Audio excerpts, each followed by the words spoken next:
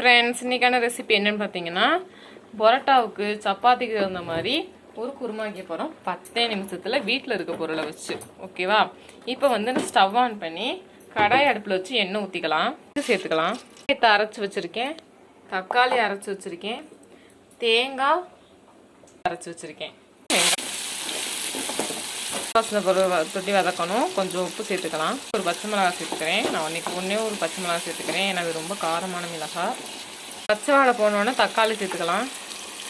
ஒன்றோட ஒன்று மிக்ஸ் ஆகட்டும். மஞ்சள் பொடி சேர்த்துக்கிறேன். குழம்பு மிளகாய் தூள். இது நல்லா கொதி வந்த பிறகு, எண்ணெய் திரிஞ்சு நல்லா கொதி வந்த பிறகு கறி மசாலா பட்டை போட மறந்துட்டேன். ஸோ நான் எண்ணெயில் வறுத்து சேர்த்துருக்கேன். நீங்களும் சேர்த்துக்கோங்க.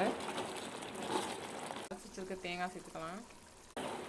நல்லா கொதி வந்த பிறகு ஆஃப் பண்ணோம்னா சப்பாத்திக்கு பரோட்டாவுக்கு நல்ல சூப்பரான குருமா ரெடி.